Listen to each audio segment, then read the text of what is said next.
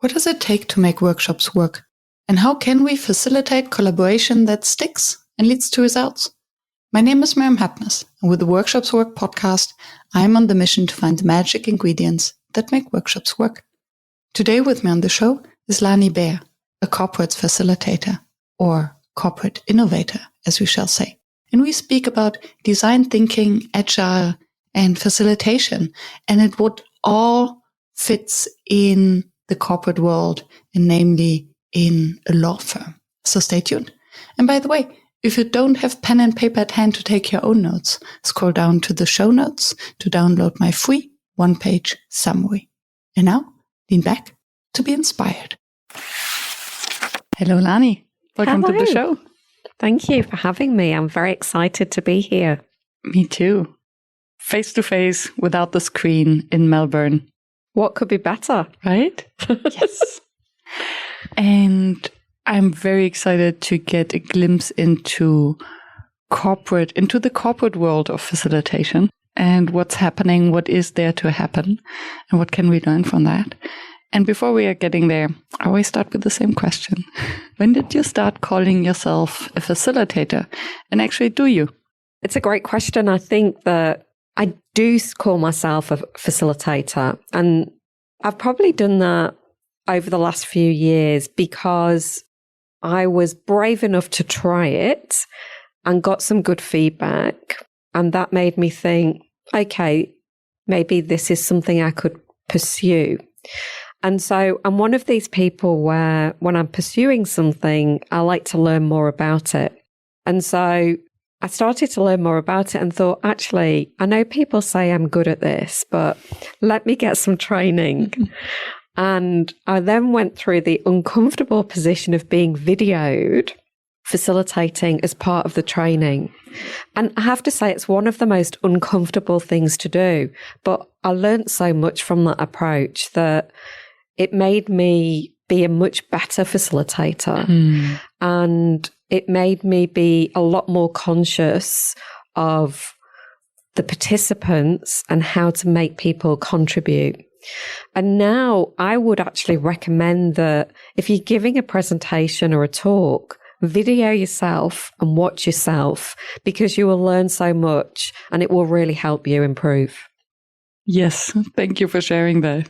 And I was just thinking two things actually. One is facilitation is we show so much of ourselves when we're in the room with a group that I can imagine how uncomfortable it is to see that because we make ourselves so vulnerable.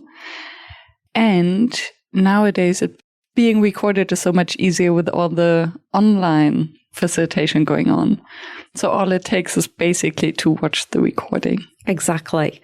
And we don't think about it very often, but I think if you do watch yourself back, you don't have to show it to anyone. You can be your own self-critic.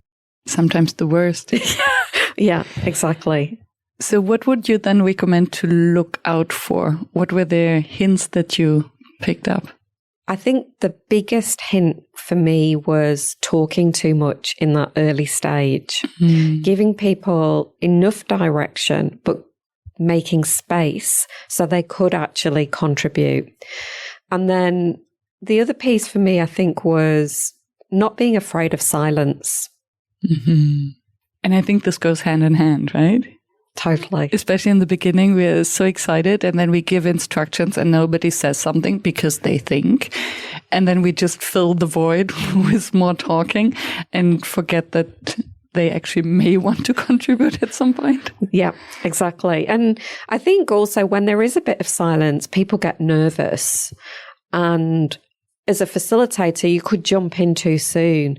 But actually, if you just give people that time to think for a moment, somebody will speak up. Always. Yeah. And then so you decided to become a facilitator. You got the training and you immediately started to apply it in, if I'm not mistaken, in a bank when you started. Yes. So where does facilitation find its place in a bank? Yeah, it's a really good question, actually. So in the bank that I was working at, they made a decision that business cases were taking too long to write and didn't always contain the right information to help them make decisions about what to support. And so we came up with an approach to create a workshop to build a business case. And so what we did in that session was understand if there was a proposal or an opportunity or a problem, what would be the end state? Why should we do this? What outcome could we achieve? What would need to be delivered to achieve the outcome? What would be the value of this? And then I think more importantly, who could win from this and who could lose from this? And I think that's something that was really, really interesting. And we looked at risk and we looked at, issues and benefits, all of those things that would be in a business case, but we ran a half-day session to have a conversation. And I'm just thinking about what would have been the alternative or what's the usual way of doing this. And I'm thinking of consultants coming in with a presentation and a SWOT analysis. Mm-hmm. Yeah. Where then nobody was included in that work. The consultants did the work, and then there's either a nodding or rejection. So what became possible through this approach? Well, I think you mentioned something there that was actually really important. When a business case used to be written, somebody would write it, then they would share it with somebody else, they would add their bit, there'd be wait time between that. It would go through a whole series of iteration and reviews before it'd go up to the executive committee to make a decision. And so if you add up the time of that and the wait time between it and the effort that goes involved and the number of people involved, getting some key stakeholders in a room for half a day and coming out of that session with a business case was a massive time saving and cost saving. But more importantly, I think the executive who was trying to take up the initiative would get a clear view by the end of the session whether this would fly or not. And so sometimes we'd come out of a session and go, actually, the benefits don't stack up. The value isn't there. And so let's not go forward with it. And although painful, but at least everyone agrees in that space, instead of relying on the assessment of someone external maybe, or someone who invested so much time and effort into the business case that they fall in love with it. Exactly. And then it's more painful, more emotionally costly. Totally. I mean, and people do fall in love with their idea or their solution all the time. And having that session was like such a release for the person to understand, is this going to fly, and give them confidence to present the business case to the steering group as well. So, really good way to make change happen, and really great for me to learn facilitation with really senior stakeholders. So, I sort of went in at the deep end, but just being able to get them to open up and share what they wanted, and then for people to feel comfortable to challenge the idea in a safe space was, a massive learning. And let me jump into that, because it is a question of culture, how to treat ideas and whether to challenge them, and how, to give this radical candor. Was this something that was already present before, and that's why this project got started in the first place? Or was it something that you had to develop through the sessions? It wasn't there before, for sure. But I think people understood the pain point of a business case taking too long, being a massive document and taking up too much time, and not having the right information to make a decision. So I think the pain point was there. And for me, whenever there's a pain point, it's a much easier way to make a change. Yeah. Did you call it facilitation? We called the sessions rapid planning sessions. And we worked with a consultant who developed an approach, an agile approach, and he helped us become better facilitators. His name was Rob Thompson, and he's still doing the same thing today, but he was a real inspiration, and he allowed us to learn how to facilitate these sessions and would give us really great feedback and critique about what questions to ask and when to ask them.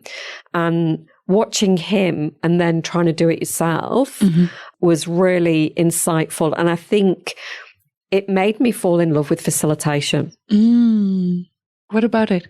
It was just the way to engage people and get them to truly participate without it being too hard. Yeah. And the one thing we used to do then was we used to put everything up on flip charts and whiteboards. And the power of seeing what people were saying on there was so huge. It made people participate. It wasn't just an arbitrary conversation. Everything that was spoken was written up. No, I didn't mean that word. No, I meant this word. Or actually, do you think this sounds better? That's maybe not the outcome I was looking for. Let's try and reframe that. And so making things visible was really powerful in really getting alignment of a disparate group of people. Yeah. And I imagine it as a quite small group of people, of the key stakeholders that need to align around the business case. How did you know who needs to be in the room so that you have sufficient diversity, but also to have this rapid feedback already? Because if you have 15 people around the table, I can just imagine that it's more difficult. And I think we started off with completing a bit of a stakeholder scan. So we'd look at the initiative and go, who needs to help deliver this? Who will need to support this once it's live? And from there, we were able to pinpoint the key stakeholders. But I have to admit, at times there was a lot of people in the room. And I think that was just the early stages where people were nervous about what was going to happen. And so they'd bring in, oh, my colleague needs to attend. And no, we only want one person from marketing. We only need one person from sales. We only need one person from support. And so there's no safety in numbers here. And everybody's voice matters. So when you're in this room, there isn't any hierarchy. How did they swallow that? Because I think that's, until today, one of the biggest challenges working with corporates is that being in a meeting means power, especially in such a meeting, especially when it's called rapid planning. Yes. So there is maybe no hierarchy in the workshop, although you don't call it a workshop, also interesting. But before that, so how can you really be clear that only one person needs to be there? I think that the key point here would be the person, the sponsor of the initiative. We would give them some tips to engage with the stakeholders who they wanted to be in the session. And so we'd say, you need to make a safe space for them to come and be really interested to hear their point of view and be open to it, because it's so easy to fall in love with something and that person could block that change. And so engaging them early would be really helpful, but you need to make it safe for them to talk. Yeah. So we'd really coach the sponsor ahead of the session to make sure they were inviting people and creating a safe space. And this again, it just underlines the importance of the preparation. So in order to minimize the time for these business cases is a lot of the asynchronous preparation being ahead of time, then having the session, and then everything goes faster. Totally. So we'd have a rapid planning session with the sponsor to prepare, understand what the problem or the opportunity was, go through the stakeholder scan, help them with the invitation to the session. Then, they would feel prepared. We'd call them before the session. We might even get them to send a note saying a day before, we're really looking forward to having you there, just to really build up the rapport and the relationship. So we did think about all of the preparation to really make it successful and get the right outcome. and to create the safe space that once they arrive, their voice matters. So they have this personal invitation. Definitely. In fact, one of the ways I used to open the session was a bit of a social contract for the session that enabled people to speak up, and that we were interested in challenging point of views, that we wouldn't want to leave the room and then have another conversation that could have been said in the room. Yes. So I loved, where did I see it recently? I saw it in a workshop. We're challenging ideas and not the people. Yes, totally. Yeah. Yeah. And I'm just picking up the language that you're using, that it's a rapid planning session. It's not a workshop. And maybe this was deliberate, but maybe not. And it's a social contract instead of ground rules. Yes, that's right. Is there a reason behind that? Or is it just maybe the banking sector, maybe to make it sound less woo-woo? Yeah, definitely. I think the rapid planning session rather than a workshop, because sometimes I think a workshop, people can go, oh, what's going to happen here? Whereas they knew that in this session, they were going to end up with a business case. And a social contract, it sounds, ooh, what's that? Mm-hmm. And so it's interesting. Now I'm in the legal sector. If I say we're going to do a social contract, they'll suddenly get, what do you mean contract? And so it makes me laugh. I now, can revert to, a meeting agreement or, ground rules. But back then, a social contract sounded, something interesting. Ooh. And it could apply for the meeting, but I'd say, you could use this, take it back to your teams, take it back to your own work practices, because it's a great way to agree. How do we want to work together? Yeah. Yeah. And to have this commitment, a conscious commitment, to make it explicit. Yeah. I think also related to what you said, to minimize the time spending after the meeting on the one-on-one conversation. And I think it was Joseph Allen. He's a meeting scientist. And he said the outcome or the cost of a bad meeting are more meetings afterwards. Absolutely, 100%. And I think that it can happen so easily because people don't want to be controversial. Mm-hmm. I didn't want to say this in the meeting, but hey, we need to think about this. And, that you just don't want that to happen. Yes, and I think the main reason why you would facilitate a conversation is to make the implicit explicit. And if we fail in doing that, then something is happening outside the session, outside the workshop that should have happened inside. Mm. And I wonder whether it's this fear of controversy, but also conflict, although it is the tension that we need in these sessions that we're actually consciously inviting in by having the different stakeholders. And then once they are there, we try to avoid it. Yeah, exactly. And I think that is a really important role for the facilitator, mm-hmm. to ask questions that can open up that constructive conflict and mm-hmm. challenge. That's something that I think for me was a really quick learning curve in those types of sessions. Is if I thought there was something that was not being said, what question could I use that could open up and get people to think differently? And sometimes it was just simple things like, what do you think our customers would say about this? And what that did was we'd used to then, from then on in every one of the sessions, we'd bring somebody in and they would be a customer and play a customer role. Because we just weren't conscious enough about the end person who'll be using the service or the product. And it's so easy to forget about those people. And they are so important because we actually wouldn't be in business without them. Yes. And that's where the entire design thinking approach comes in. Right? Yeah, totally. Which is maybe a nice bridge to your current role, because you also mentioned that the rapid planning sessions were based on an agile framework. That's right, yeah. And now you're building courses for a law firm for them to learn agile and design thinking. So basically the two things coming together. And maybe we can start with you explaining, why does a law firm need to learn agile and design thinking? I think that's quite innovative.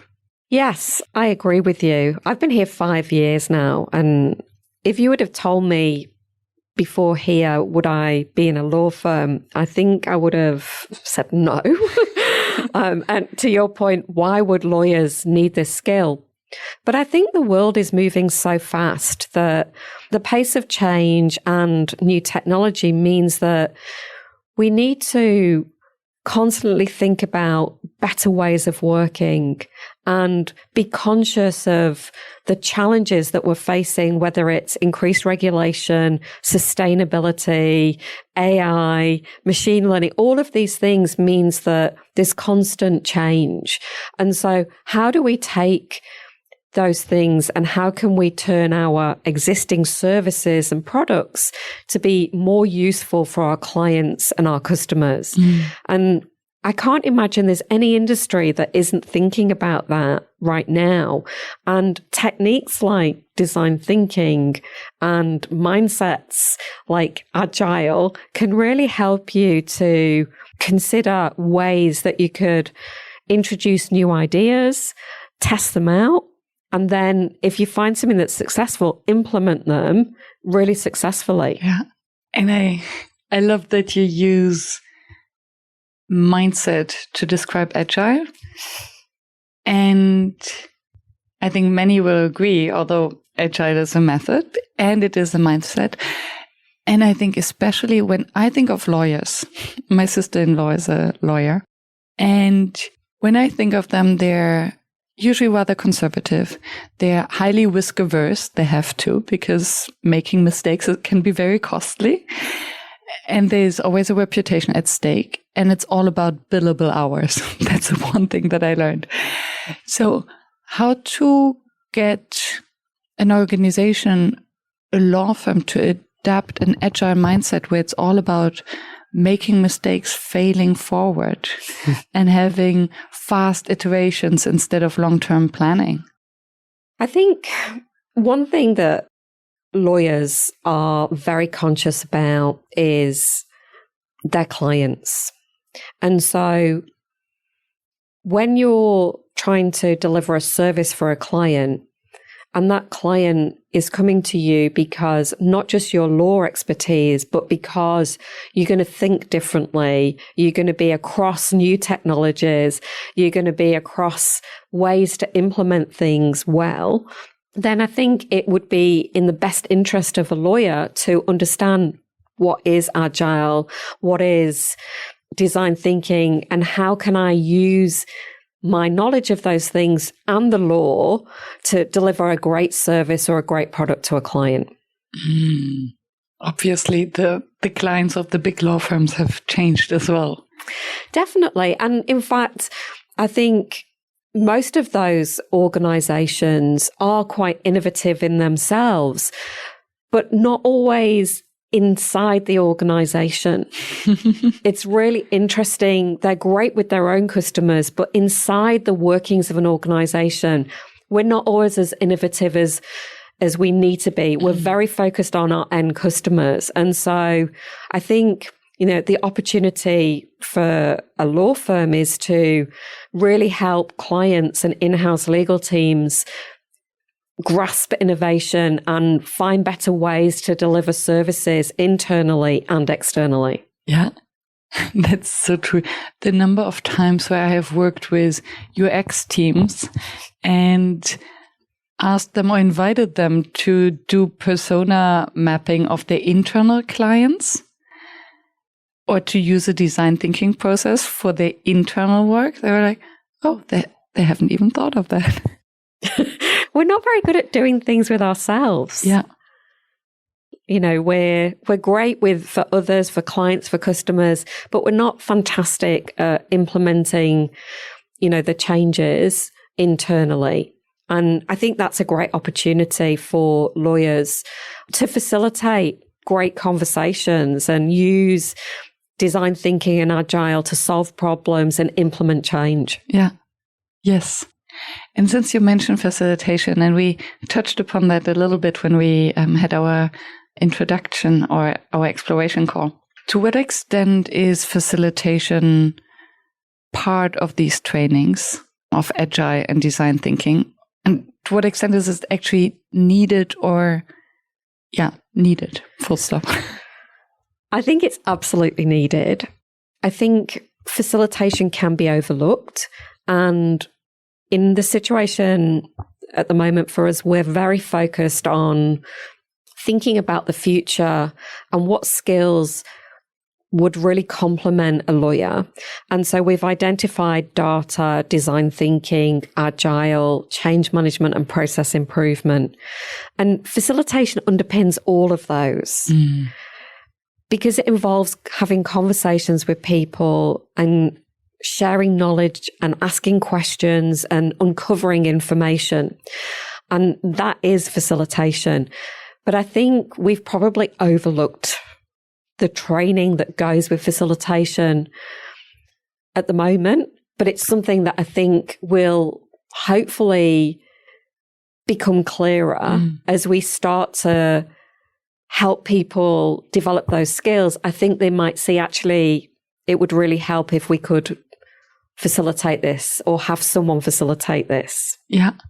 And I just wonder whether it's not actually, it might be very strategic to come from this more applied direction, because to apply design thinking as a method without facilitation skills is very difficult. Yes, you have the templates. Yes, you have the process, but how to get the group through the process, how to ask the group questions that really open their minds and make them creative. You do need facilitation. At the same time, telling lawyers or inviting lawyers to sign up for a facilitation course, then you have to ask all these questions. Why do I need to learn how to facilitate? I'm a lawyer. Yeah, that's a good point. I think we'll start to uncover the need for facilitation as a result of people doing some of this training. I also think I'm already seeing the need, but I hadn't consciously thought about it as much. So a good example is in the design thinking training, in the practical side of it, we actually give people assignments and they have to uncover a problem that they want to solve. And then they have to build an empathy map. And we say, once you've looked at who your stakeholders are, have a conversation and build an empathy map. And one question that came back to me was, I don't need an empathy map because I know what the person's going to say.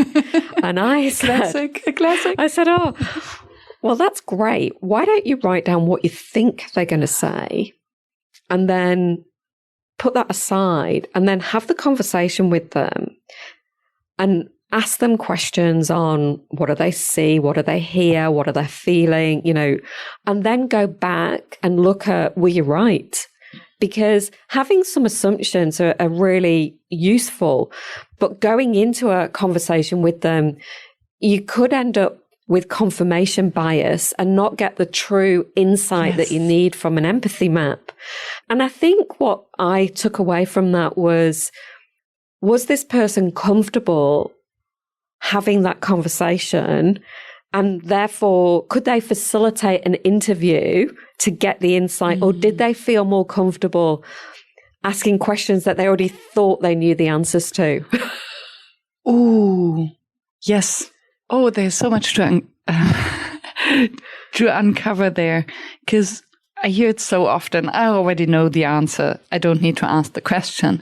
And I think especially in professions where there is usually a lot of hierarchy, where they're highly skilled and trained people, where expertise and knowledge are important, the asking questions, there has not a negative connotation, but it's quite vulnerable because by asking questions, we reveal that we don't know the answer. Although I think nowadays it's more important to ask questions in order to reveal another point of view or another perspective instead of finding an answer to something we don't know. And I can imagine that in professions like in the legal sector, it's a real paradigm or mindset shift to realize we are asking questions for different reasons. Yeah. I think the two elements there for me are firstly the curse of knowledge. When we think we know something, we don't want to ask it can block us from asking the right questions. And then I think the second thing is being curious and not losing that curiosity as a way to test our assumptions. And then I think also being vulnerable, even if you think you know, pretending you don't know so that you could get the right information out of people. And I think lawyers can do this anyway because they're so used to working with clients and asking questions. Even if they know something, they still want to make sure they hear it from the client's perspective. Good one. And then thereby reminding them that this is a skill that they're already using. I love that because they need to hear it from in their words. And this makes me wonder about the relevance of neutrality because yes, we might know, and especially when it comes to maybe a product or a new approach where again, we can get married to our own ideas or think that, we know already the best solution. And then to go back and actually do the user interviews. How to train or at least raise the awareness of neutrality in such a process? I think that the challenge here is overwhelm and time. We're so time poor and there is so much information coming at us all the time that we have got used to going into solution mode. And I think the way I would recommend for people to stop that is if you're in a complex situation, and a complex situation is where you've never seen this problem before, there isn't somebody you could ring up to get advice, it's open-ended, you don't know where to start, is just to tap in for a moment and look at who are the people involved in this complex situation? What would they think? And just stay in that problem space a little bit longer and maybe give them a call and get their point of view or, create an empathy map or how do they currently do something today? What emerges from that? Beautiful. So really applying design thinking to any complex problem that comes. Definitely. Yeah. Which then reminds me of the concept that facilitation is actually a problem-solving skill. And this might be the better entry point to raise awareness that facilitation is actually important in modern leadership styles or modern ways of working. And it actually reminds me of colleagues that I've interviewed recently. They started a facilitation academy for a bank, and they advertised it by asking whether someone wants to learn problem-solving skills. Fantastic. I love that. And, I think one of the questions you asked me, before this session was, am I a problem solver or am I a facilitator? And I think I'm a bit of both, but I actually don't think I can solve the problems, but I think I can ask the questions that unlock the answers to solving the problems from others. And that's the beauty of the facilitator, right? They're using the resources they have in the room to solve problems together. So the burden is not on our shoulders. And maybe that's a beauty of what you just described on how to approach complex problems is to acknowledge that it's not on us and our own responsibility to solve it, but that we have the tools to use other resources and other people to solve it together. Totally. I think amazing things happen when you bring diverse people together and you unlock curiosity and ideas and, from each other and can build something really special. Yeah. And how does agility come into play? Because this is even one step further. So I think it's already quite daring to use design thinking and to be curious and engage others. And then it's even more daring to allow mistakes, to actually invite for failing forward. Yeah. I think design thinking is great for problem solving. I think once you've then solved the problem and you want to implement something, Agile can really help you test and learn how to implement that change successfully. And so I think the two go together. And the mindset, I think, for Agile is that you never know how something's going to land. And so bringing people together to imagine how it can land and how to plan more iteratively so that you can adjust and see what's happening is so important. We can get locked into, big pieces of work, big initiatives that take a long time, and we can forget why we're doing them. Or we're so locked into it that we don't allow for change and the world is spinning around us. And so I think Agile can really help people question what they're doing, plan in short sprints, time box periods, and really test and learn what's going to land well. Yes, it makes total sense that there's first design thinking, that then Agile for the implementation. And from what you describe, it almost seems that they're learning or they're adjusting their mindset to the Agile way through the design thinking process, because there they learned the other perspectives. Maybe it won't match their own answers in the empathy map. And then to leverage that new insight by having the shorter sprints. Yeah, definitely that. But I guess one of the premises of Agile is feedback. And anybody could incorporate some of the practices and principles into how they work right now and have the right conversations and make sure that people are aligned on what they're trying to do and their ways of working, and look for opportunities to improve, which can result in better engagement, I think. I think the world today means that we need to think about how we're working, not just doing the work, but how can we work better together? How can we collaborate? How can we have the right conversations? And most importantly, how can we prioritize delivering value? Instead of just doing stuff for the sake of it and ticking boxes and, every day something else is coming at us, we'll just add it on. Hang on a minute. Let's just stop. Are we doing the right things? What would make sense to do first? And who needs to help with this? And how do you create space so that people can have those conversations? Yeah. And how do you press the pause button? Because it's so easy to be in this hamster wheel and to say, oh yes, this sounds fantastic in theory. And of course we should do that. But if you could see my inbox, if you could see my calendar, I simply don't have time. Where do you start such a change process? So I might go back to the pain point. So usually I'd listen for a leader who's maybe their team is disengaged. They're struggling with illness in the team, absence. Look for those signs. And then, okay, there's some challenges happening here that you want to dig into.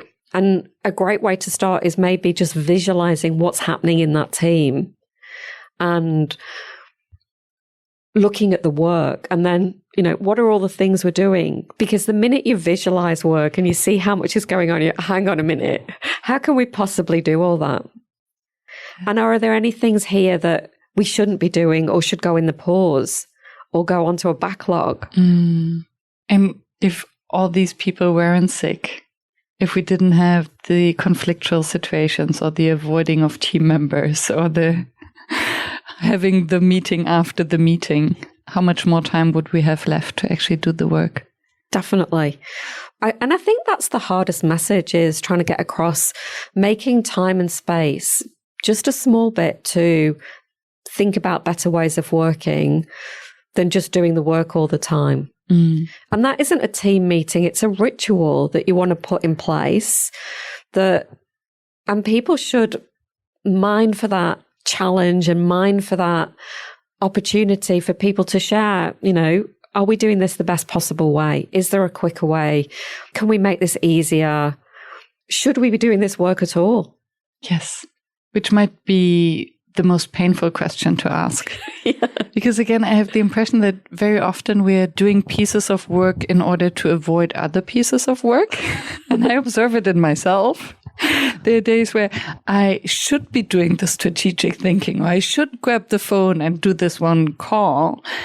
And in order to avoid that, I find things and tell myself that's cognitive dissonance, right? I tell myself how important that is to do. Totally. Yeah. It's a discipline, you know, and I must admit I'm quite disciplined in the respect that I'm conscious of my own ways of working, because to be somebody who is trying to change people's ways of working, I need to be a good role model. And so I do try and take time out to look at and review how have I done this week, or how did I manage that session, and what could I do better? Does it mean that after every session you block time in your calendar for your own review? I do. Actually, my whole calendar is blocked. I actually block everything out to plan, to do work, to think, even to worry. Wow. This is very interesting. And then would you really follow this? So if there's time to worry, would you then consciously worry?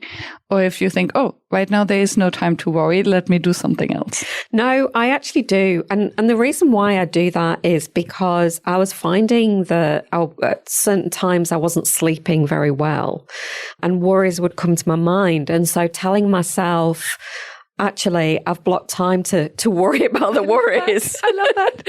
Then it would help me sleep better. And do you have a ritual? So you write them all down and you process them? Yes. Yes, I do. I use like a to-do list, and I've got a worry list, and then I go through them. And then if I think of something new, I can add to it. And then in my worry time, I can review it and go, okay, what am I going to do about that? I love this so much. And it just brings to my mind, I interviewed Jeremy Dean, who is the founder of the Emotional Culture Deck. Yes, love him. Love that deck. It's amazing. It is. And he reminded me that just by labeling emotions, unpleasant emotions, just reduces their impact. So by writing, and I'm thinking of that, by writing down my worries, it reduces their impact because suddenly they're tangible, and they lose all this power that our subconscious mind can give them when we try to sleep. Absolutely. And that's why I found that blocking time out for all my different activities really helped me, stop me from worrying about how am I going to fit this in? Because as soon as something comes up, I block it into my schedule. And if it doesn't fit, then I say no. Saying no. Would love to dive into that one, because I can imagine, maybe this is an assumption, as a facilitator for a corporate organization, and I assume that you don't have a huge team. I can imagine that there are many colleagues knocking on your door asking for the help, the quick fix. How can I do that? I have this meeting coming up. I have this workshop. Can you help me? Can you make time? So how can you be of service to them and still protect your own boundaries and have time to worry and think and plan?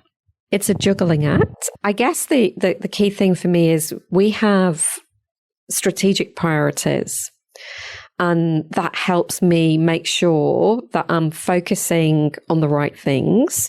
But also, I also like to look for a learning opportunity for people. And so asking the right questions up front, what's this for? What's the timeline on it, is really helpful. But then understanding why they've come to me. Are you coming to me because you want some advice, or are you coming to me because you want me to do something? And turning it back. If I did this, what would that mean for you? You're such a facilitator.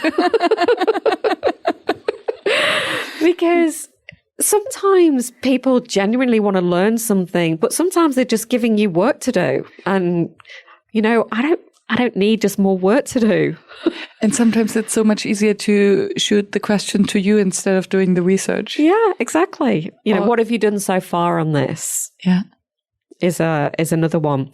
Well, you know, where have you got to? Oh, well, I haven't got anywhere. Okay, perhaps you want to think about these things and then come back to me. I love that. So basically a filter system so that those who end up being in your calendar and your schedule, you can really create value for them and be of service. Absolutely. And delete all the noise.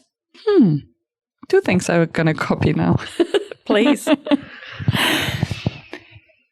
And we've spoken about the facilitation work you did for the bank and about the courses you're creating now for the law firm.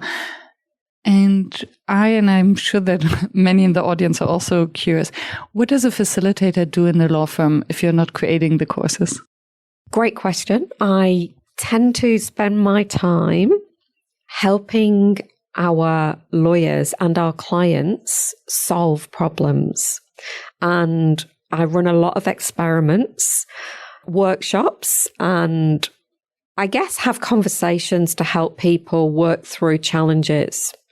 So besides the training, I might get involved in a strategic priority, or a client might reach out directly and say they have a challenge. Could we help with that? It could be, I guess, is there some technology that would enable us to do this cheaper, faster, easier? And so we might also look at ways to use legal tech as well. And that might be existing legal tech or something brand new that we could experiment with. And these are the experiments you refer to, which is basically applied design thinking. Absolutely. To develop something in-house. Yes. And one thing that we tend to do, because we're a law firm, is when we run an experiment, we can't just run it once. We have to run it in different scenarios and really test, when is this particular idea or technology or change going to be most successful? When is it not successful? And we're quite scientific about how we approach that. And the reason why is because, to the point you raised earlier, that lawyers can be quite risk adverse, and we want to get the right outcome for our clients. So if we don't thoroughly test something and really understand the conditions that it's going to be successful in or not successful in, then we can't recommend using it or adopting it. Makes total sense. And then would you have workshops as almost products, so off the shelf? So someone in-house comes to you and says, I need your help to solve this problem, or I'm in this situation with a client. You say, okay, let me see. Oh, I take this workshop and deliver it. We do. We do have some things that definitely are off the shelf that we've repeated. But I think the most important thing here is context. And context matters.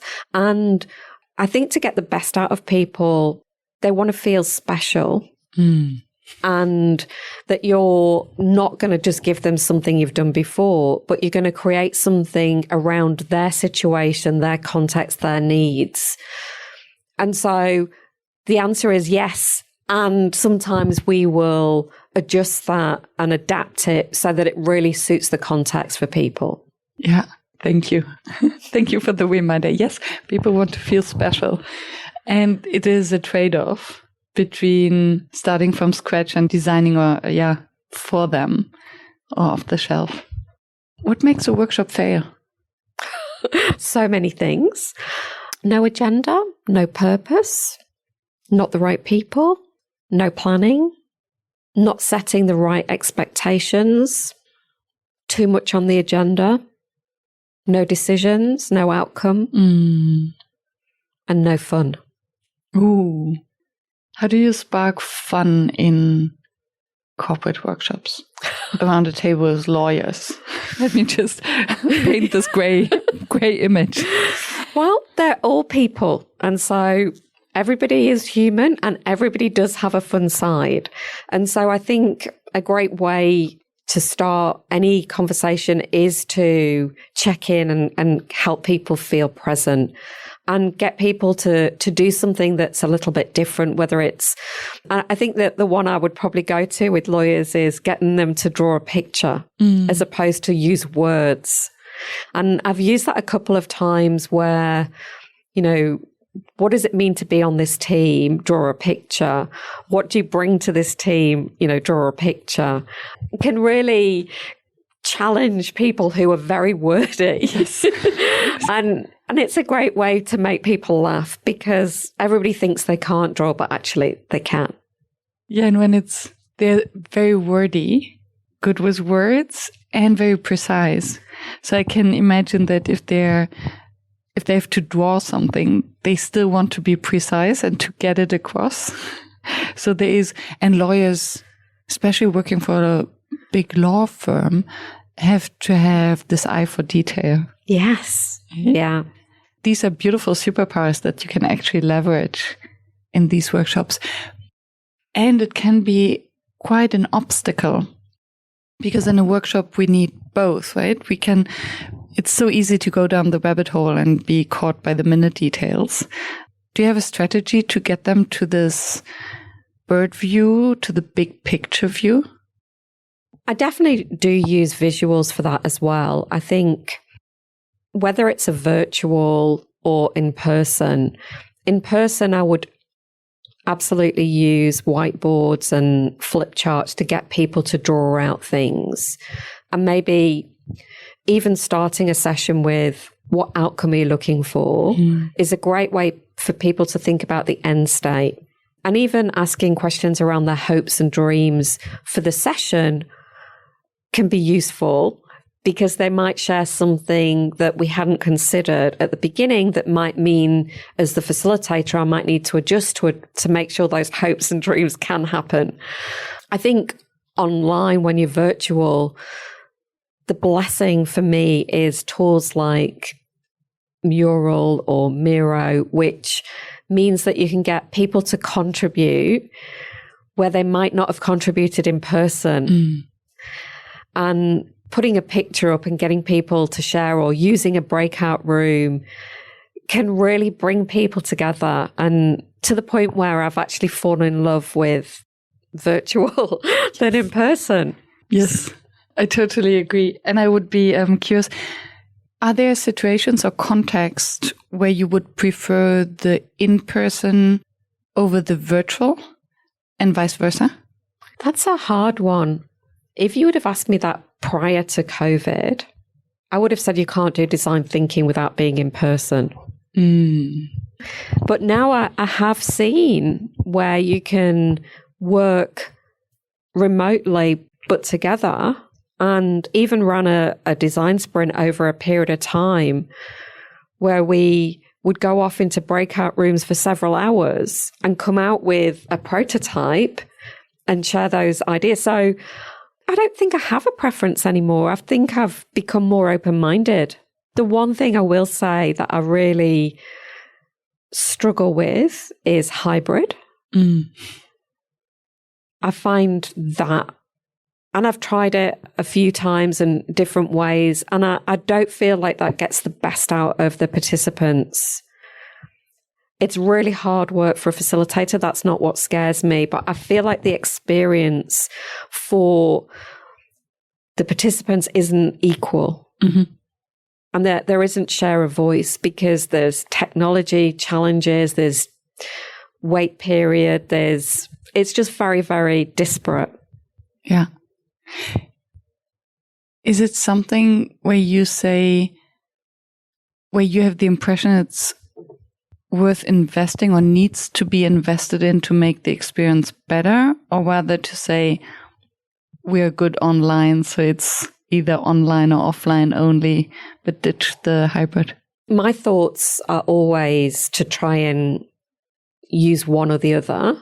If you have to hybrid, then I would spend a lot longer to prepare for it, have more breaks, have more check-ins during the session, and even break it up into shorter sessions.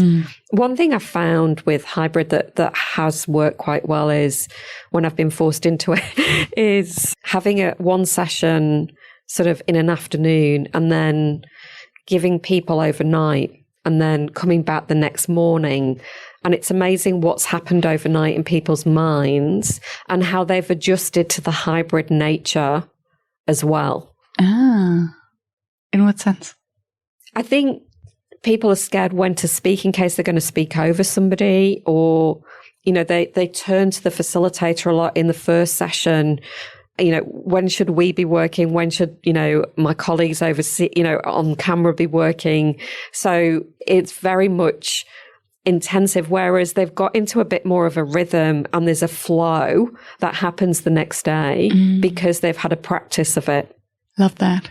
And I wonder whether this overnight break doesn't make sense in general also for only online sessions, where let's sleep over it and take the decision the next morning instead of rushing and taking a decision where everyone is sleepy and hungry. Totally. And I think also, our brains work overnight. That's why people think that ideas come in the shower. But it's actually just that your brain is working overnight and you've thought about something, even when you've not thought about it, it's subconscious. And so you can often come up with new concepts or ideas or have a completely change of mind. And that's a great opportunity for people to, hey, I thought this was going to be good, but I've also thought of this challenge or an even better idea. Yeah, and just to acknowledge that we do need some time to step back. And I think just to come back to the hybrid, I think one thing that's really underestimated is the need for a second facilitator. That there's one in the online and one in the offline space to represent the group and to be there to experience what they experience and therefore translate it. Yes, absolutely. Yeah. I think my first hybrid workshop that I ran, all of the participants were in one location. I was in another location as the facilitator, and the second facilitator was in another location. That sounds like a nightmare. It was. And we had weather conditions that were forced a whole load of problems, and people had microphones on their desk. And every time somebody moved, the sound was reverberating. So I couldn't even hear what people were saying. So I kept having to ask people to repeat themselves. So it must have been an awful experience for the participants, but they didn't seem to notice, but I noticed. Was this prior to the pandemic? It was at the beginning of the pandemic. Okay. Everyone was very forgiving. Yes. At that time, but still. Yeah. Some nightmares coming from that. Totally. Yeah. Lots of learning. Yes. In the spirit. We've spoken for an hour. I'm looking at the clock. Wow. Is there anything that you would have wanted to share and speak about that we haven't touched upon yet? I think you were going to ask me about my favorite facilitation. Oh, yes. So I guess one of my favorite practices, which I'm sure you would have heard of, is a constellation. Mm-hmm. And why I like this is because it can be used online with an audience where you might raise something and put the point in the middle of a screen and then ask people based on how they feel to put a post-it note close or further away from it, or in a room where you might stand in the middle and raise a point and ask people how they feel about it, and they could stand close to you or further away. And what I actually love about this is the questions that you can ask. Why are you standing where you're standing? How does it feel to stand where you're standing? And what would make you move further away, or what would make you move closer? And I think it's fascinating to bring people together in that way and get them to share without really sharing too much, if they didn't want to, about how they feel about a certain subject or topic. Can you give an example of the starting point? Yes. So you might ask a question around how you feel about climate change. how important to you is climate change? And if it was very important, you might stand close to the center. If you didn't feel it was so important, you might stand further back. And it's just, if you look at where people are on that particular topic, then you can invite the question, what does it feel like? If you were further back, what does it feel like? You know, and people might say, well, I don't feel like climate change is a big issue for me. You know, I'm quite conservative in how I use energy, or I'm quite conservative in what I do. I'm conscious, but it's not a big driver. Whereas somebody, this is super important to me. Yes, beautiful. And then the entire conversation about peer pressure comes up, and how is it to take your own decision and stand somewhere where maybe the crowd is not standing, or to be part of this crowd. How does this feel? And I'm thinking of then topics that are maybe more strategically related to a company. Given that we are all standing here as a crowd, do we all have the same understanding of what it means? Or is it actually just the illusion of alignment that we're falling into? Yes. And I think it's a great way to start a session. And it can be then you can have a conversation or a discussion or work through a challenge or an opportunity. But then at the end, if you ask the question, have people changed their opinion in any way, can be quite powerful as well. Yeah. Have I explicitly asked you what your number one challenge is? So I think the true magic of facilitation is when you can unlock something within the participants, and a breakthrough can happen through the conversation. And so my challenge is I want that to happen in every session I run. And that's a big pressure. And so I am constantly looking at how can I try something different or learn something new. And so I spend a lot of time connecting with communities, listening to podcasts, reading books and articles. And then immediately when I've learned something new, I want to try it. Straight away. And because of my role, I think I have the opportunity. So I think, how can I weave this in the next session? And so I am constantly experimenting with things that people don't know that I've never done before. And I don't tell them because why would you? Because they're trusting me. But I think my challenge is, how do I manage learning so much and then trying to implement, and then once I've got something working, not falling in love with doing that same thing, recognizing myself that actually this is a different group and that might not be right for that group. Yeah. So it's like a constant pressure of learning and trying. Yes. And the excitement for the shiny object. Yes. That's the newness. Yes. And related to that, I'm wondering, and that's something that I tend to forget with so I'm similar. I love trying something new. Almost no workshop is the same, although I have my favorite exercise that I weave in here and there. But then to remember that the groups might not be as mentally agile and leaning into the newness and the uncertainty of exercise as we are. How do you keep your empathy for the groups and how much newness, new tools, new activities they can cope with? I think perhaps the best way to answer that is, as a facilitator, I think you've really got to look at the energy of the group and tune into that. As if you were tuning into a radio station, you don't want to get the crackle, you want it to be super clear.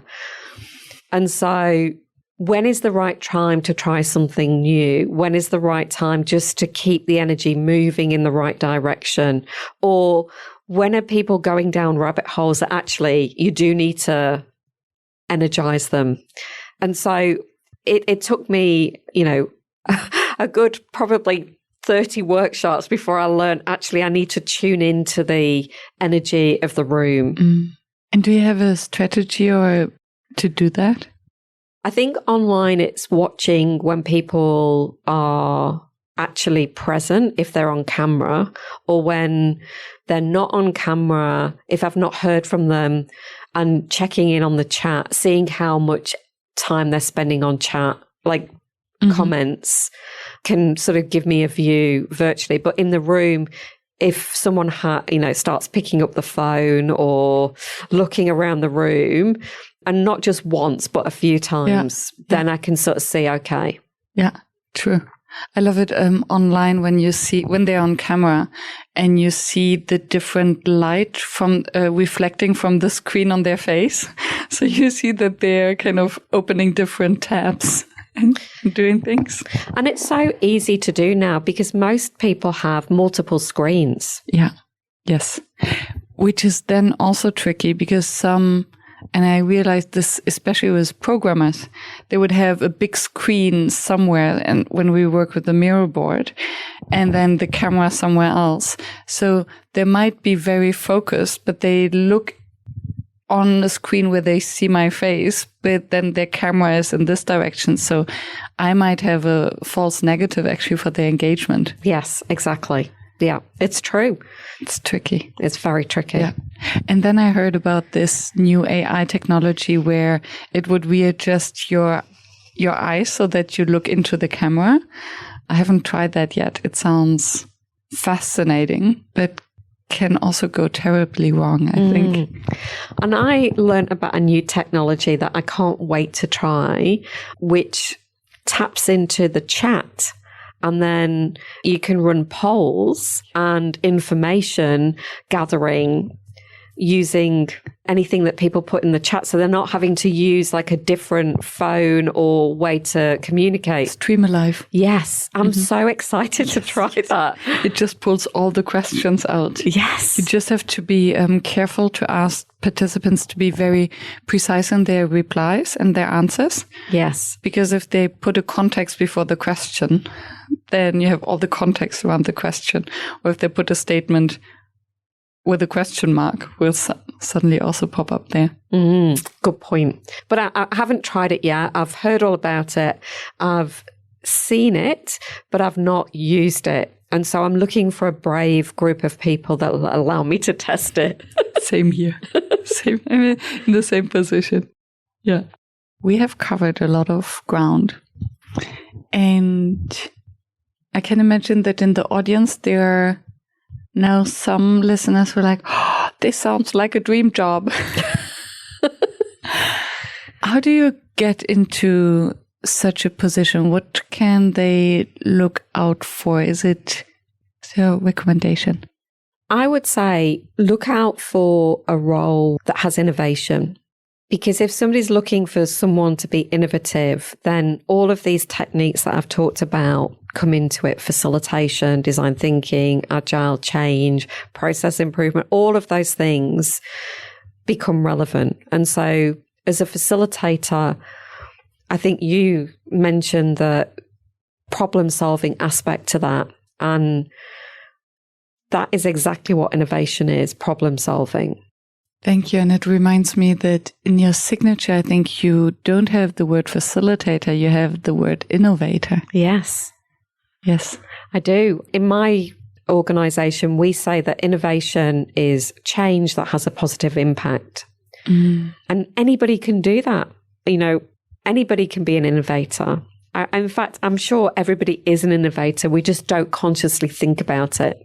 But we all make change and we hope it has a positive impact. And a lot of the time it does. In some cases it might not, but most of the time it does. And so we're all innovators.